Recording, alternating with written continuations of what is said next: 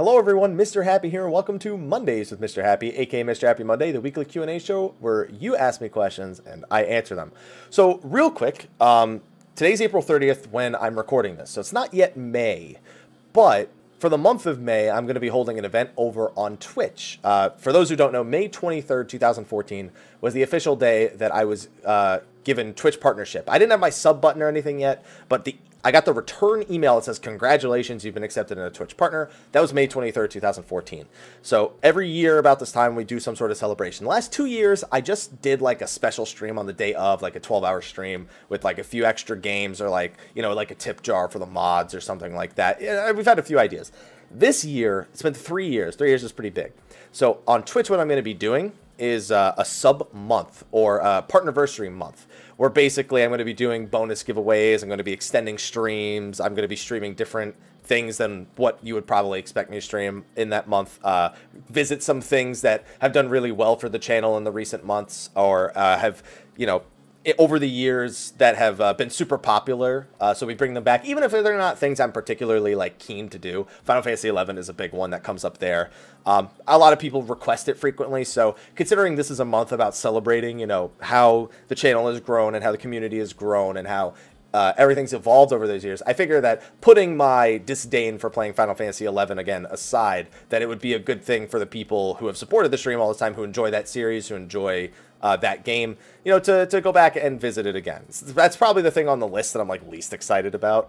But I know that a lot of people on the channel love it, and I had, you know, obviously I played it for all those years, so it is always at least somewhat nostalgic for me to hop on and try it out once in a while. Just going to be going through that once again.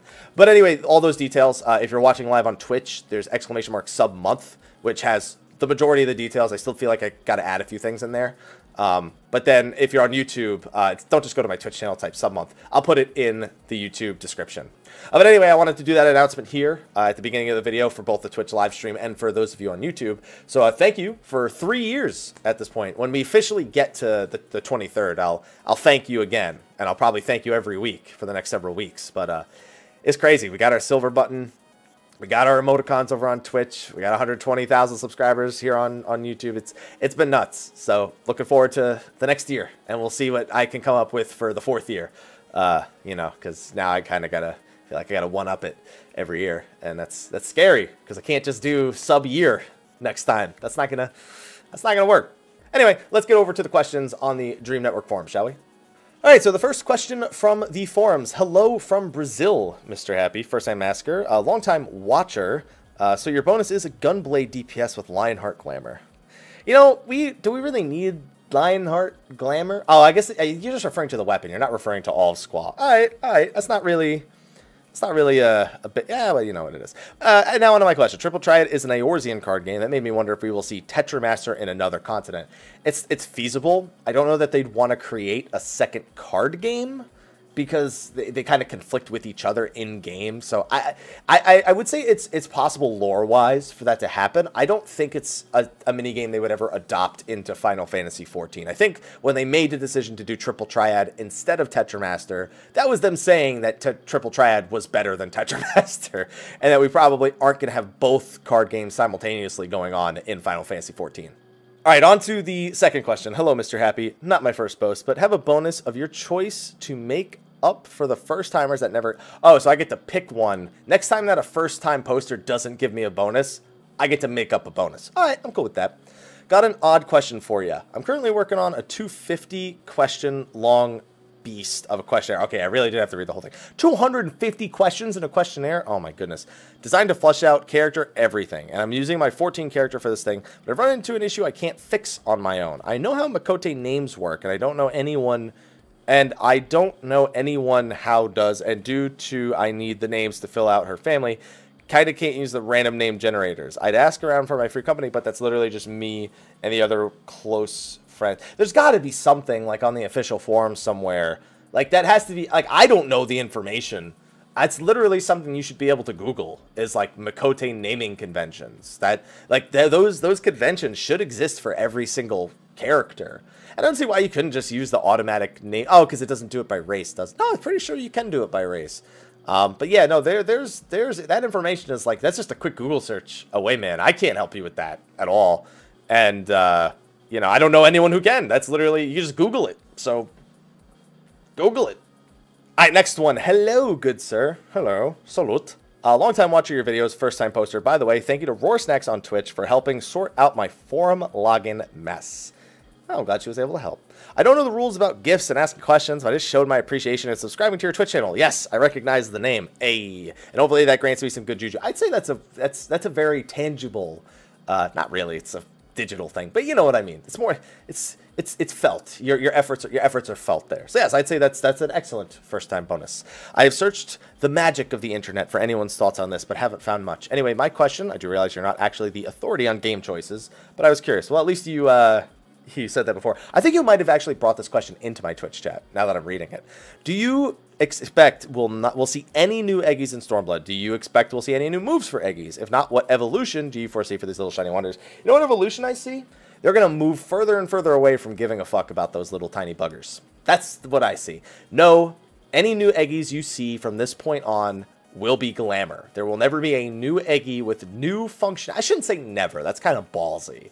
Unlikely you'll ever see a new Eggie with new functionalities when the ones that we currently have already kind of fill the roles that they're supposed to, and we don't really, there's nothing to really gain from adding a new summon of any kind.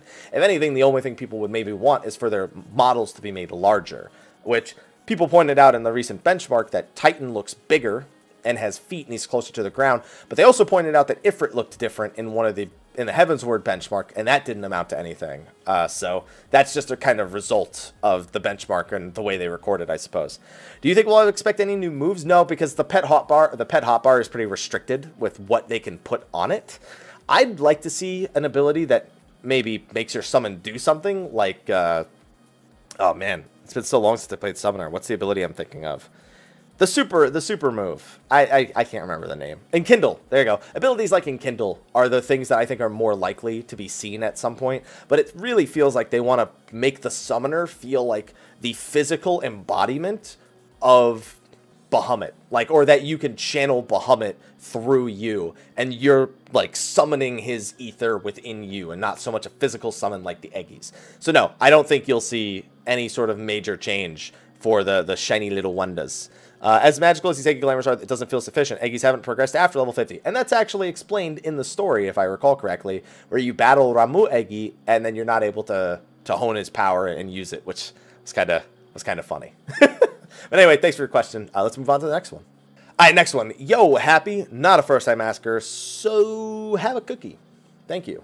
You're a kind sir and/or madam. So, question: are you okay? You were stumbling over some simple-ass words last week? No, dude. It's just, some days you just have brain farts. There's nothing different about that. Last week I also wasn't live on Twitch. No, man. There's nothing wrong. It's just, some days you just stumble over words. That's a normal human thing. That happens to people. And it happens very sporadically at times. Also, I've noticed that most, if not all, minigames in the Gold Saucer are meh. A lot of hype before the launch, then falling flat once. Oh, I mean, welcome to like anything that's not combat content, because that's what most people. Most people when they think Gold Saucer, they think of like how you got double summon from Final Fantasy 7. You're not gonna get double summon in Final Fantasy 14 from the Gold Saucer. Not gonna do that. The question is, what do you think SE has to do to have a minigame with a higher sustained player base? You can't. Like, when people buy an MMO, they're not buying the MMO to play Blitzball. They're not buying the MMO to play a mini RTS game inside of it. You're never buying the game for those things. They're there to entertain you if they are something that does entertain you. But people who want to play an RTS, they're going to go play a real RTS. People who want to play a sports game are going to go play a real sports game. You know what I mean? They're mini games. They're not meant to... When I play Final Fantasy 7, where the Gold Saucer originally existed, I wasn't like, yay, let me play all these shitty mini games, because they were all shitty mini games in Final Fantasy 7 too. Chocobo Racing, shitty mini game in Final Fantasy 7. Honestly, other 14s in some ways is better, in some ways is less efficient. But why the fuck would I do that? Would I just go play Mario Kart? Like, that's if I want to play a racing game, I'm going to fucking play Mario Kart is what I'm going to go do. Or like a party-based racing game. So they're never going to be designed to this like grand scheme where they have this sustained player base, because they were part of single-player games. They're single-player game ideas that were brought over into an MMO, and you can't sustain those because people aren't buying the game for those things. No one's subbing to friggin' play triple triad. You know, they're collecting the cards, and that's just kind of something they enjoy doing on the side. But you're never going to be able to sustain that as like in like long term. It's not that competitive. It's not that in depth. You know, it's like trying to appeal to people who don't want to be appealed to in these ways. And the people who are appealed to these things are probably appealed to something far better that exists elsewhere, like Hearthstone in the case of Triple Triad, you know? You're just never going to have that perfect minigame. It's just not going to happen. All right, on to the next one. Haps, happy Stormblood prepping for you. Yes. And all those who are reading this. So, this is a question roulette. How to start... Need help, and the next Palace of the Dead. You know, I'm definitely not going to do the next Palace of the Dead, but need help. I'm going to go with how to start. I already planned to beat the 4.0 story as Paladin, and after that, going ham. Sorry, Sam. And after that, now I have second thoughts on how I should approach this. So when Stormblood drops, should I play through the story while leveling the new job with roulette, or should I beat the story first and start the new? There's no right or wrong way to do that. You literally, the only content you're really going to have at level 70 when the expansion launches is probably the hunt and Susano and oh crap, what's the other one's name? Lakshmi. Those are going to be like for the first couple of weeks. It's really going to be all about taking in the story as much as you can, leveling your crafters, leveling your gatherers, leveling a combat job. So there's really no more efficient way to do it. I personally think if you're planning on playing one of the new jobs as your main, probably pick it up as soon as possible because you'll want to practice on it for a longer period of time. That being said, you could also argue that, hey, if I level my Paladin to 70, I have armory bonus from 50 to 70 for the new job. And then I could just do the dungeons to practice instead of doing these story quests. There's no right or wrong way to do it. I mean, you literally could flip a coin and decide like that. And ultimately, what's the end result? You have both the same jobs at 70. There you go. All right, on to the next one. Happy Monday, Mr. A. Not a new poster, I noticed. But however long time since I've asked the question. So with that, have a returning bonus of you and 8 people. And 8 people? So you mean 9 people total. I feel bad for that one guy that's getting left out. Because I'm leaving him out of one thing. That means he doesn't have the next thing unlocked. That guy is fucked. Anyway, super early access Stormblood content, so you don't have to explore alone because that's dangerous. What do you think about squats or deadlift? Dude, I can't stand deadlift. Deadlift is like the best workout that in any sort of form screw up is going to injure you. Like, that inherent risk is why even when I was in shape, at least a shape that's not round, I was not a huge fan of deadlifts for that one reason. I had my form down. I never injured myself doing deadlifts, but the inherent risk of any sort of slip up doing some serious damage to you while you're doing deadlifts, it just makes it so undesirable for me as an exercise. It's like the most satisfying workout if you do it properly, and you will never, like, it's just this insanely intense feeling that's like nothing else matches it. But just the risk of even one slip up screwing you up so bad on deadlifts, I was not a fan. So I'll stick to squats. Thank you very much. All right, on to the next one. Hey, Haps, how you doing? No, how you doing? How you doing? All right, you'll answer next week? Got it. I'm doing all right. Oh, never mind. He's going to answer right now. See, it's a good thing that I asked right now instead of next week. Not my first time asking, but if you and Mel are ever visiting the East Coast, feel free to come over to Rhode Island. Oh, God, I can't imagine any reason I would go to Rhode Island. I don't even, what is in Rhode Island? Like, what do people go to Rhode Island for? That's what I want to know. All right, maybe I'll find out. I do have a tendency to be kind of long-winded, so there's a TLDR at the end. Much appreciated because, you know, with the live questions. It's not bolded, but I'm sure I could find oh, there it is, TLDR right there at the bottom. All right, let's see. Let me read the TLDR, see if I need context for this. There you go. The Griffins? There you go. All right. TLDR, after the opener, when should I use perfect balance on a single target fight with unbroken uptime? I mean, that's so infrequent. So here's ultimately what you need to make sure doesn't happen if you use perfect balance. Don't sacrifice Dragon Kick and Twin Snakes. You definitely don't want to do 5 global cooldowns and then immediately be dropped out into stance and you can't get Dragon Kick up. So Dragon Kick's gonna be one of those 5 GCDs. I can guarantee that. Twin Snakes is pretty much the same way, but Twin Snakes you have a little bit more leeway with because you could, because of the means with which you could refresh it right after. But Dragon Kick Twin Snakes is like a set combo. like, you always do those two things together unless something happens in the fight and you end up, like, maybe there's another monk and you boot shine instead of dragon kick, you know. But you pretty much are always dragon kick and twin snakes, refreshing them back to back. So those are two of them. Other than that, it's just your highest GCD. One of the popular things for a while was to do some extra true strikes in there because you could do multiple true strikes back to back. I'm not sure if that's the thing for it anymore. Most fights, other than, like, I guess A9, I guess A10 Savage, you would also probably not lose stacks in A10 Savage. So A9 and A10, you wouldn't lose stacks. A11, A12, there are points where you're very likely to just need it to get stacks back. So, I mean, those are a few basic rules to follow. I don't know the order of the skills because I haven't actually got to practice Monk in a raid scenario, like, ever. So half the time I'm using Monk, it's in content that, like, if I'm using Perfect Balance, it's probably to refresh stacks for whatever reason.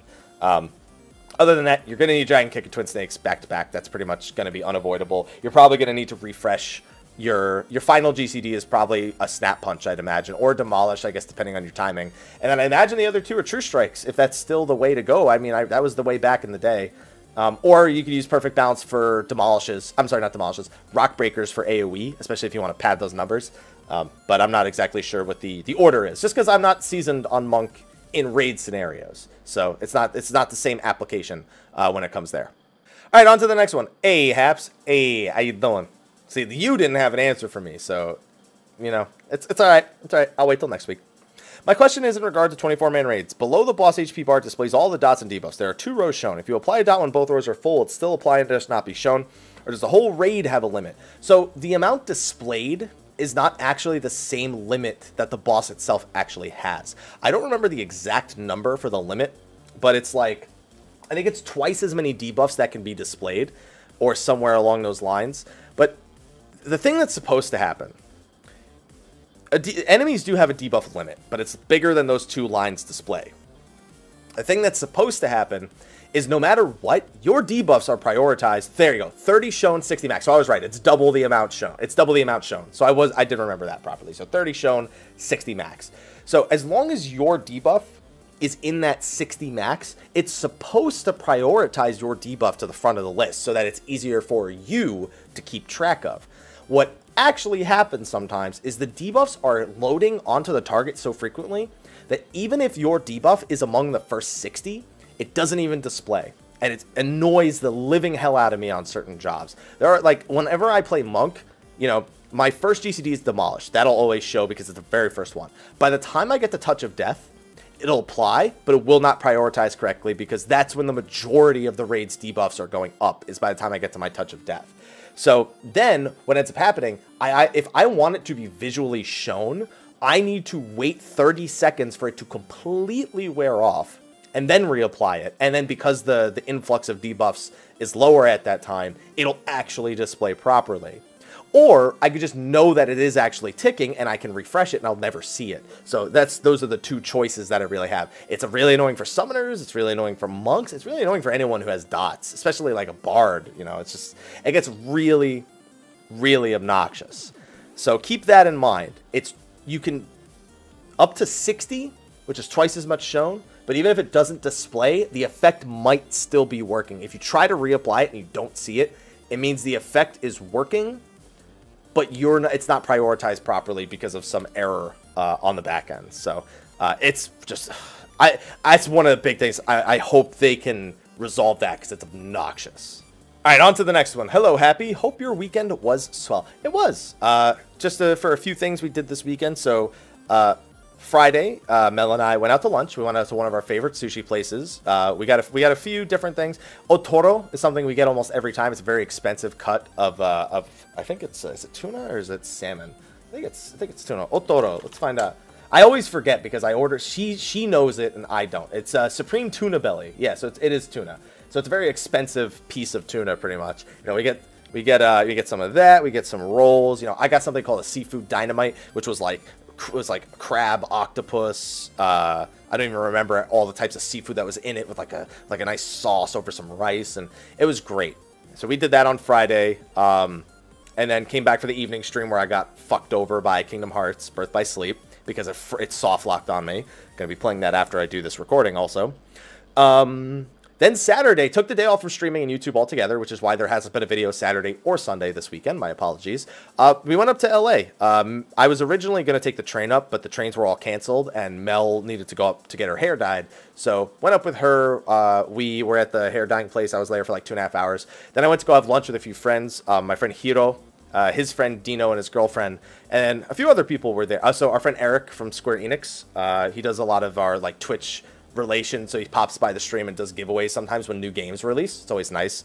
And we're just also good buds. And then a few other people. Ray Chase, who's the voice actor for Noctis. Robbie Damon, who I knew was the voice actor for Prompto. I just found out he was the voice actor for Tuxedo Mask. I didn't know that. And also Max Middleman, who's the English voice actor for One Punch Man. So we all hung out. We had some beers together. We had some good Mexican food, and it was a good time. Then we went and we had dinner at a Korean barbecue place, Mel and I, with Ethis and Senna. So it was a pretty good weekend. I got to relax a little bit. I got to spend some time with some friends, and you know, it was relaxing. I'm ready to start off this Partnerversary month very strong. Now that wasn't even the question, but since you brought it up, I figured I'd tell you guys what I did this weekend. And then I'm streaming. It's Sunday. I'm recording this for Monday. You guys know how the rest goes. Anyway, number one: how do you balance your work playing time with your relationship? Wow, I didn't expect that my answer that had nothing to do with your questions actually was going to somewhat apply. I'm not very good at it, though, to be honest. I'm not very good at it. I'm a workaholic. I get high off the feeling of finishing a work. When I finish a video, when I'm streaming, I get high off that feeling. So I'm not very good at it, to be honest. We try to make some time on the weekends, and then sometimes in the evenings, we'll make sure that we eat dinner together when applicable. If she's not too busy or I'm not too busy, or, there's not like, I don't know, something that like I want to watch like an LCS game or something on, so that way I'm not bothering her with that. And then work-life balance, especially, work, personal, like, enjoyment balance. The World First Race, that's one of the main reasons I dropped out. It's because it was not only hurting my work life, it was also hurting my personal life. It was hurting everything, basically, and it was all for personal enjoyment. And it ended up, it sacrificed so much to do World Prog that it just wasn't worth it for me anymore. Like, and on top of that, I had never won World First on anything, so it wasn't like I had this accolades that people had this expectation of me. So I'd been in, like, top 10 a bunch of times, so that was good. And I ended my career on a pretty good note when it came to World Prog on that point. But yeah, I'm not very good at it, to be honest. Not very good at work-life balance because I like working too much. So it's an unfortunate side effect of being a workaholic. Number two, I seem to remember a long time ago, either on YouTube or on a live stream, you did some sort of, how would you design a fight? Oh yeah, I did the anima fight. Yeah, I said I would do it as a 20-man or a 24-man or something like that. And my question is, would you ever do videos like this? I don't know. I kind of moved away. Like, speculation videos for me nowadays have to be grounded in some sort of clue. That was literally just like, I'm a nerd, come enjoy how much of a nerd I am. Which isn't a bad thing per se, because it is embracing me. But what happens is, everyone has their own idea of a fight or something, but without sitting down and really analyzing every role and the number balancing and how they do things on the back end, and you're just one person creating something in a vacuum. And I don't know that's not real. I look at things on a more in-depth level nowadays, and I feel like looking back at that video, it was almost embarrassing on my end that I put forth that kind of video, and now I see the way the game works now, and I realize, honestly, I barely said anything in that video that was useful at all. So I didn't try to create anything new. I didn't try to create anything unique. I just took ideas that existed and put them in there, but I didn't even put them in there in an interesting way. So I feel like if I were to do that nowadays, there would be a lot more time put into it, and I don't know that there's necessarily that same demand for it. So it's more like something that I'll share occasionally on stream or like in a question like this, but not so much that gets its own dedicated video. On that note, let's see the next one. Greetings from Germany, Mr. Happy. Greetings from Southern California, good sir and or madam. Just did the benchmark and realized that in the scene where they fly, there are mounts that have 2 Okami-like wolves. Maybe the next primal mounts for Stormblood. In fact, you are correct. The wolf mounts will indeed be the next primal mounts. I believe there's some official assets for that on the Stormblood press site. I'd have to go look, but yeah, that's been talked about pretty heavily. It looks like wolves are going to be the next like main primal mount. So we had horses, we had birds, and now it looks like we'll have these Okami-like wolves. So yeah, should look pretty cool. All right, on to the next one. Hey, Mr. Happy. Hey. First time poster, but been watching your videos for a while. I usually don't have to ask anything because someone usually asks my question, but I'm kind of at a loss and I can't remember if anything was said about it. But with all the talk about Shirogane and the moving system, I was wondering if anything was said about new players being able to access it if they don't have an expansion. So from what I remember, they actually answered this exact question. So you're saying that you're at a loss, you just can't remember. That's fine. They have answered this exact question already. If you are a new player and you join a free company that has a house in Shirogane and you want to go to that house, you can. The housing area you can get to. However, if you try to leave Shirogane without the expansion installed, it will stop you. It will tell you you do not have the expansion installed. You cannot go any further. So you are absolutely able. And you're actually, this was a question I had right when it was first revealed, and I'm glad they answered it pretty quickly. But yeah, you will absolutely be able to access it even if you don't have the expansion. You just can't leave Shirogane and go anywhere else in the expansion without it installed. All right, on to the next question. I'm reading my Twitch chat at the same time I started the question, and I saw a really bad joke. Hello, Mr. Happy. I hope you enjoyed the recent live letter from the producer.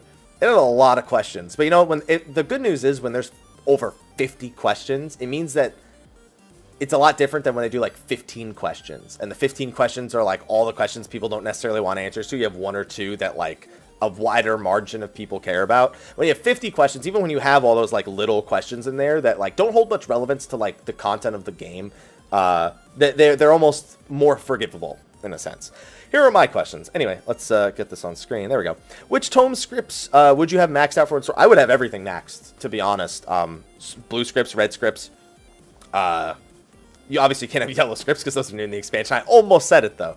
And any of the existing tomestones. So the only thing is, so when Marco did his translation, I got to read through the official one. They mentioned that tomestones of poetics would be tradable in the expansion.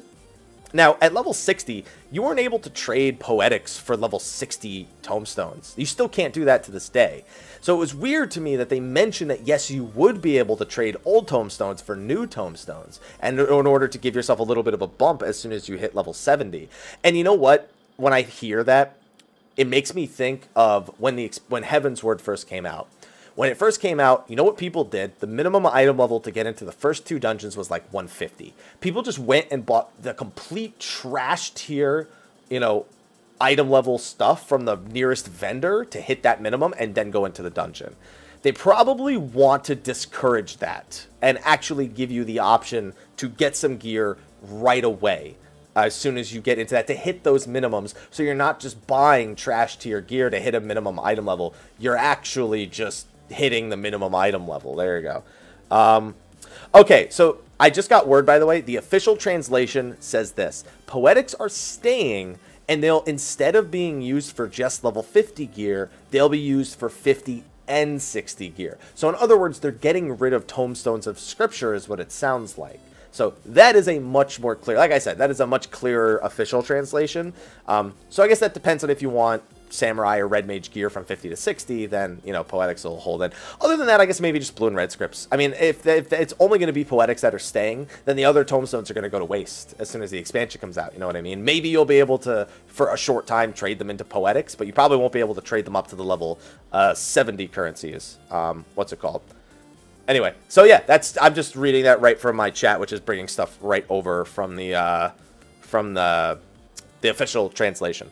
Also, we have question number 2 here. Paladin has always been characterized as the easy tank, being part of the unbalanced attributes to that. However, why should it exist? Why should it exist as an easy tank but not an easy healer or DPS? I don't think I understand the question.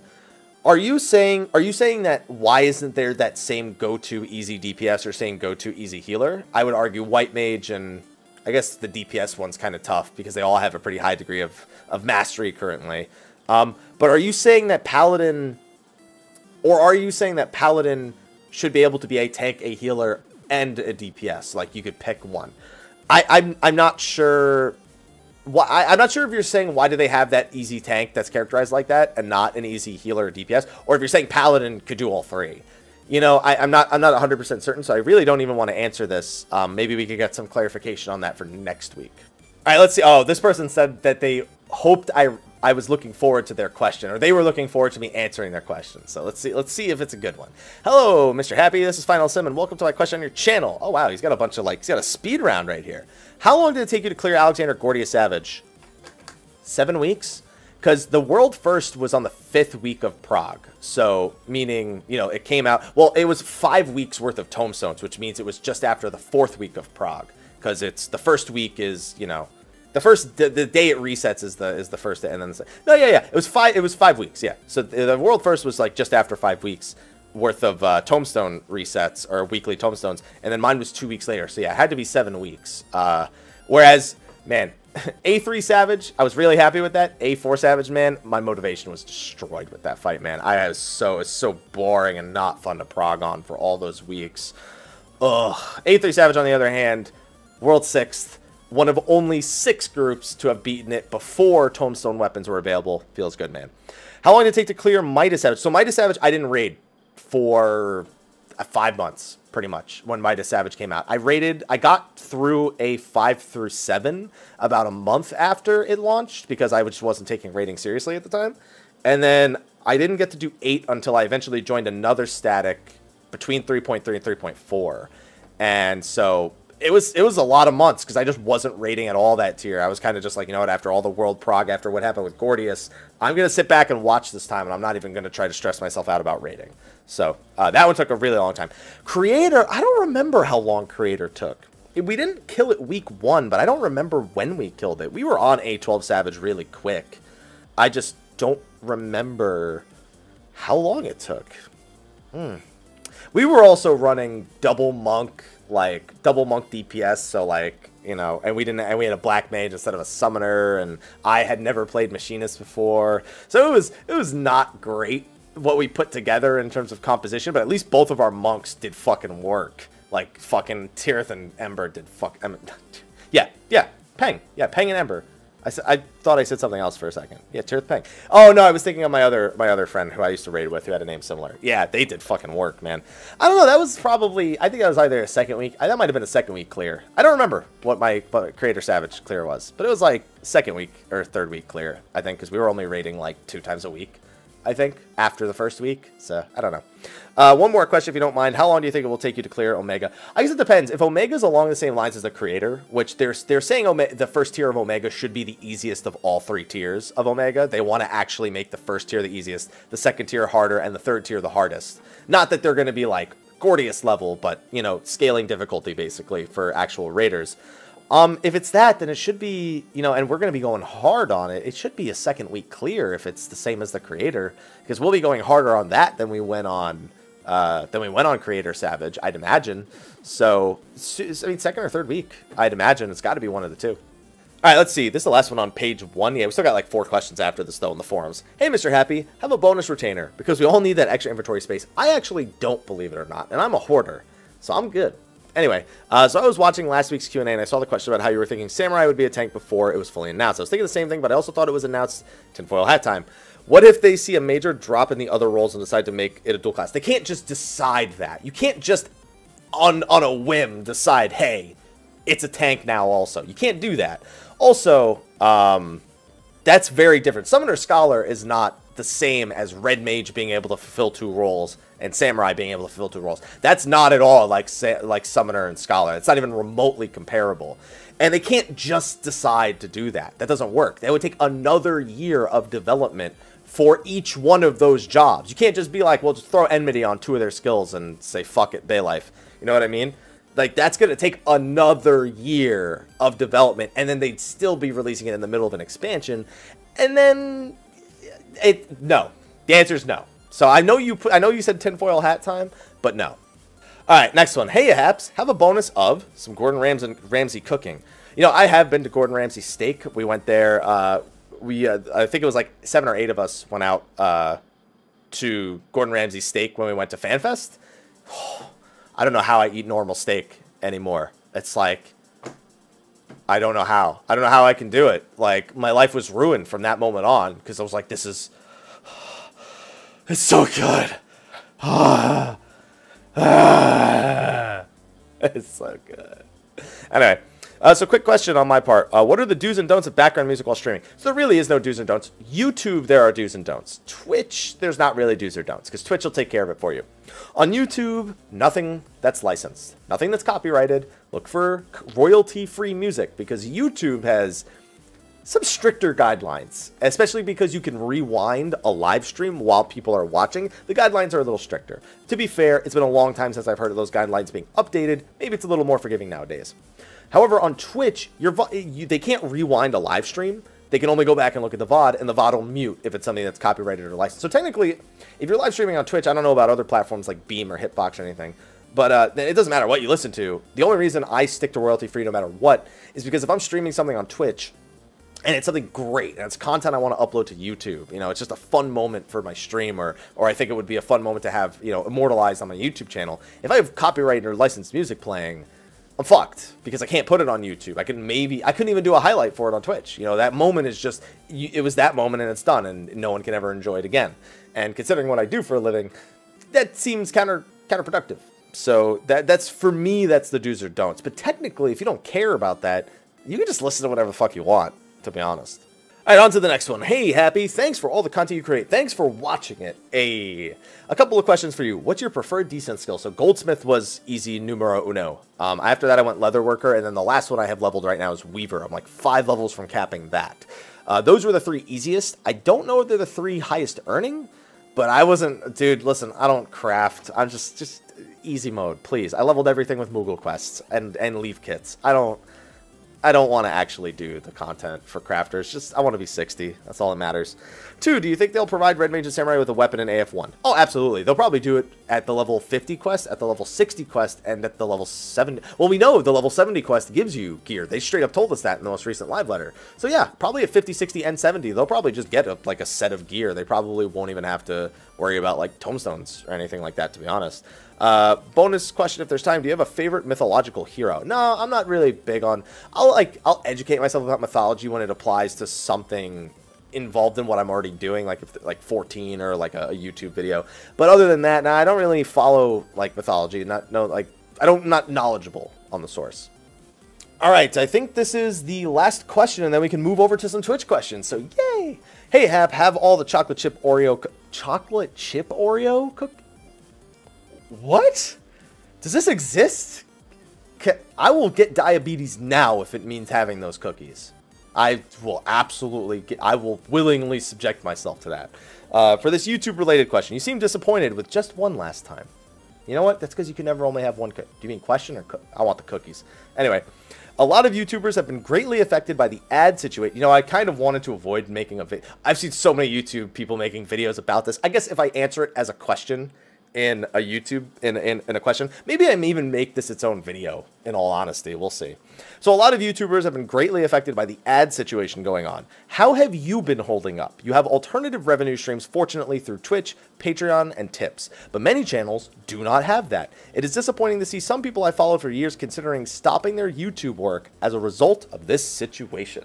So, this is a tough topic because you hit the nail on the head. I'm not affected by this all that much. Am I affected by it? Absolutely. I have absolutely noticed the difference in So, okay, before I go any further, let me explain the situation for anyone who doesn't know what it is, because I'm trying to answer your question and some people may not even know what you're talking about. So, as you guys know, a lot of people earn a living on YouTube strictly through ad revenue on their videos. It calculates, you know, how much you're paid per minute of people watching, based on different ads playing, people clicking ads, all sorts of different things go into the factor of how much money you make from an ad playing on your channel. And then, of course, ad blocker was the first biggest thing that caused problems with that, because when you ad block, the person doesn't earn income, which means that it's harder for them to earn a living on YouTube as their primary source of income.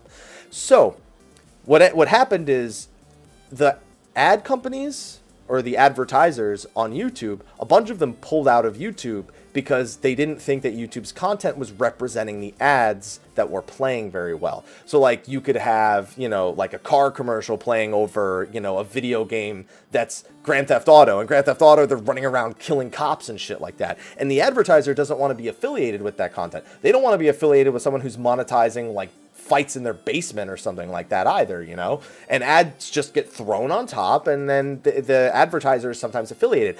I would like to point out that I've never gone through like a newspaper or a magazine and seen an article that applied to all the other shit that was happening in the magazine. So to me, that's kind of strange in the first place. When you flip through a newspaper right now, you'll read, it'll be like, you know, mayor cheats on wife, with I don't know, with stepmother's, I don't know, like just some stupid shit. And then you'll flip the page and it'll be like, here's a fucking used car salesman. It's like, I don't affiliate the two, but they're there right next to each other, so I don't understand how it's insanely different. The same way I could be watching Nickelodeon cartoons and all of a sudden a commercial comes on for a brand new, you know, Honda car or something. That doesn't apply to me, but it still happens. It just doesn't make sense to me, that thinking process, you know what I mean? I just don't understand it, you know? So that's, first of all, that's that. Second of all, what it means is that ads are worth less on YouTube. So channels that strictly rely on ad revenue are losing money. That's the simplest way to put it. I personally not affected that much by it. I definitely noticed April, this is one of the lowest earning months in all my years of YouTube, the month of April. That being said, it's not, as long as I keep up my content, it's not so horrifyingly bad that I'm just like, you know what, I can't even do YouTube anymore. If I was earning all of my income on YouTube, that might be a problem. But I think this is more of a reality check and a wake-up check for everyone. Because even on Twitch, even with multiple revenue streams, if one of those platforms goes down and you don't have another platform with which to earn a living, you're fucked. You can't simply rely on one source of income or one plan in an industry that has problems with fair use rights, that has problems with advertisers you never interact with, having control over the income that you receive. You know, Google being the person that comes between you and your paycheck, and anything they do screwing you over. Even with Twitch, you never know what's going to happen with Twitch tomorrow. You don't know if Beam's going to take over and be the next popular thing. You don't know if YouTube gaming was going to completely outshine Twitch, and Twitch all of a sudden can't get advertisers, or people aren't coming to their way. You don't know any of those things. You can't put, everything can't be in one place. And I think in some degrees, it's got to be a wake-up call. People need to be putting their content on their own channels. They need their own versions, their own revenue sources that they control. And that's what I think is the ultimate result. I think it's 6 months. Once YouTube's changed a bunch of policies, advertisers are going to be coming back. And it'll be like, it'll just be a nightmare for people who strictly earn ad revenue. That is undone. But it should be a reality check that you really can't have everything in one place. Have multiple revenue streams, merchandise, your own website that you could subscribe to. You know, Rooster Teeth, perfect example. They have their own website where the content's posted first to people who subscribe to the website, paid subscriptions to the website. They have merchandise that's done through their website. They have first-hand control over every aspect of their income. And yeah, they get ad revenue on YouTube, and yeah, they're going to lose money on that, but they didn't set themselves up to rely on that. They set themselves up like a business sets themselves up. And that is something that people are going to have to start considering now and forever, really. You always got to be ready to adapt and be ready to adjust the way that your income is earned. So if you're being affected out there, you know, my condolences, but I mean, take this opportunity, take it as a life lesson, and take it as, you know, an improvement going forward and making yourself more stable overall, because I think that's what will come of this. And hopefully that leads to better content and better monetization of content going forward that isn't so easily skippable, like with things like ad block or an advertiser screwing over AdSense. But anyway, that literally could be a video on its own. On that note, I'm going to take some questions from the Twitch chat. Thank you for that last question right there over on the forums. And Twitch chat, let's get to it. What you got? All right, so the first question that I have, and this one that's luckily is it's a pretty easy answer. So red magic is a merge of black mage and white magic. Do you think that we'll be seeing any new spells out of red mage, or just altered versions of spells we already have? Also, what do you think about the LB3 will be for red mage, since we saw samurais in the benchmark? So red mage is definitely going to have its own unique spells. It's not literally just going to be air fire. It's not going to be like fire arrow or, you know, things like that. You're going to see marriages of the two types, especially with the way that Red Mage's lore works. If you don't know Red Mage's lore, by the way, I'm already in love with the concept of Red Mage's lore, where I'll just go Google it real quick because it's fantastic. But yeah, you'll absolutely see some unique spells. It's not just going to be recycled spells from Black Mage and Red Mage. They have their own form of magic. They have red magic. It's just that red magic is birthed from taking ether from both inside the body and from the land around you, and then capturing it inside of this little prism right here, and then casting it yourself when you put it to the top of the sword and turn it into a staff. As for the Red Mage LB3, that's tough. I'd have to imagine it's like machine gun like type spells. Like they just like bam, bam, bam, bam, bam, bam, bam, bam, bam, and then one final explosion to knock everything into the air. You know what I mean? I wouldn't be surprised to see it be like little tiny comets instead. And it's also the possibility that it almost looks like a white mage LB3, but except that, you know, it's got black magic mixed in a sense. I wouldn't be surprised to see that either. All right, this next one I have kind of goes back to like some really old content, but considering that, you know, the level cap's being raised again and old content makes it, you know, it's kind of still a struggle to get through that old content for some people. I feel like it's good. Do you think changes should be made to Castrum and Praetorium with Stormblood's launch due to people's tendency to rush through regardless of what new players want to do? Like a warning or making it a soloable instance?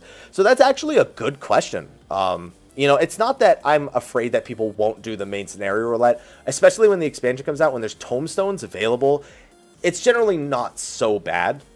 Even just throwing some up in the party finder and promising first-time bonuses. You know, sometimes people want those first-time bonuses for whatever reason, whether it's for, you know, a relic or anima, or they just want to help out new people, who knows. But it does beg the question. You kind of look at Crystal Tower in the same vein, and you're like, you know, are they going to make changes? Is this going to go down to being 4 people? Is it going to go down to, like, you know, they can scale the enemies down so players can enjoy it at their own pace solo?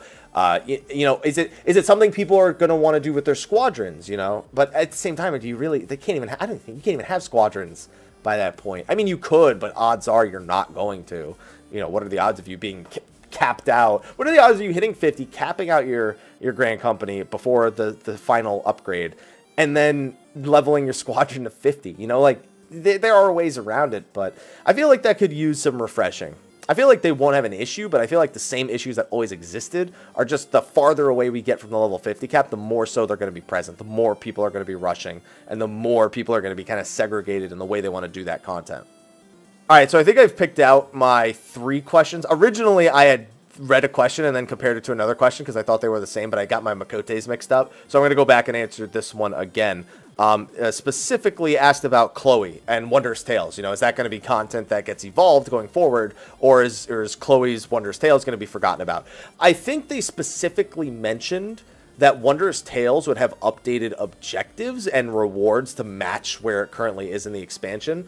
But in terms of, like, getting a new book, I mean, I don't know. Would we get a different book with Chloe, or would we just get Wondrous Tales updated? I honestly just think Wondrous Tales is going to say, hey, you know, these new objectives have been added to possibilities in Wondrous Tales, and then on top of that, you know, these are now the rewards for Wondrous Tales. I don't think we'll just get like a straight up new book or like a major update to that content. It's just always kind of going to be that, as my chat has called it, the Eorzean welfare check for doing old content. I think they're going to kind of rely on that, especially because I think the reason why that got brought up originally is because the new Relic quest isn't going to be doing old content. You're going to be doing Eureka content for the new Relic weapon.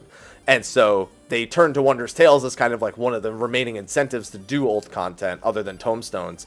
And we'll see how that pans out. I think it should be efficient enough, but it depends on how the rewards end up looking eventually. And, you know, how that crafted gear, you know, scales with patch to patch. All right, the next question that I fielded after like 5 minutes of reading through questions and decided to land on is, Mr. Happy, we kind of already saw with what NPC AI is capable of in the most recent soloable duty in the main story. How sophisticated do you think Squadron AI will be? Do you think we'll be able to properly rely on them? Also, do you think we'll have any control over them like formation or fighting styles? So I wouldn't be surprised to see something like that, a general formation or fighting style, or a general sort of means with which they operate. I have a feeling the main reason why squadrons are not going to release in all dungeons, they make it seem like it's not even going to be like all the pre-50 dungeons. It's going to be like select dungeons that you could take them into. We'll see, because obviously the way that what happens on the back end is very different from what we actually end up getting told. So things change, basically, while they're in development. But I have a feeling they're all going to be designed instance to instance to react certain ways to certain bosses. You know, it's not like our Chocobo works, where our Chocobo basically goes, okay, well, I'm here. You know, if there's an AoE, whatever. You know, I'm just here doing my thing.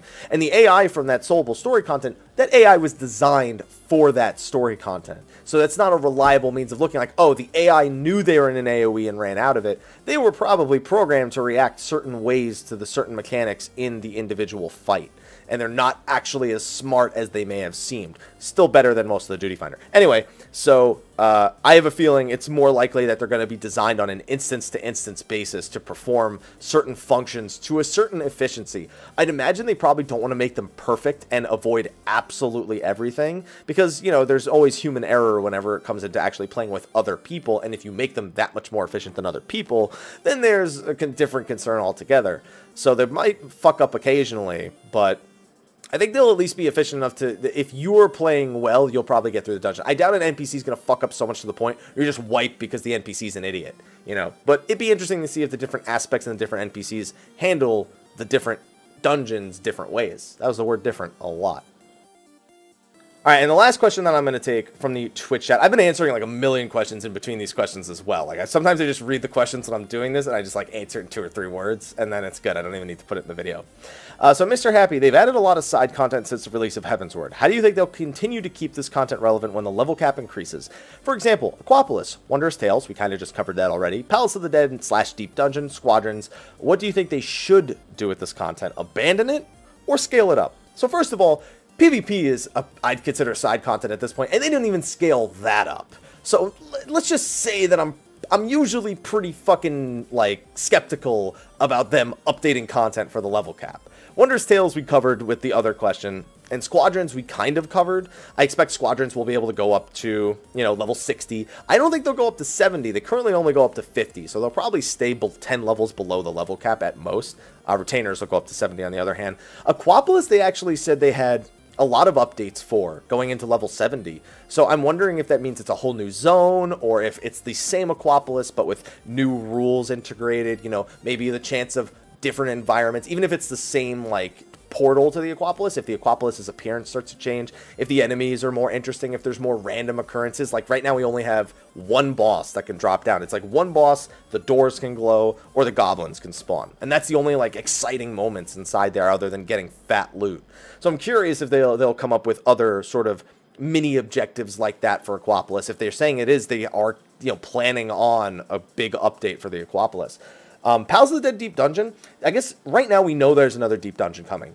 In fact, in my own interview with Naoki Yoshida, he said that the next one's going to support multiple play styles. You know, it's going to have more objectives. It's not going to be as simple as the last one was, where it was just kill enemies. So that was good news. I guess the real question is at this point, will the old Palace of the Dead allow you to go to 70? Will you be able to make, you know, groups that start at floor 100 and go up to 200 as opposed to having to do 50 to 200? You know what I mean? I think those are really the remaining questions.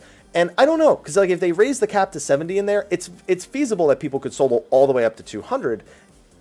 Do they want that though? Do they want Palace of the Dead to eventually be soloable to 200 because you can go up to 70, or do they want it to always be that kind of like, hey, you know, we could go tackle this challenge, you know, and it's always going to be the same way it is now? That's something we don't know because we haven't pried their minds on it. I think it's going to stay exactly the same, and Palace of the Dead's not really going to be efficient from 61 to 70. They'll use the new Deep Dungeon for that in terms of leveling.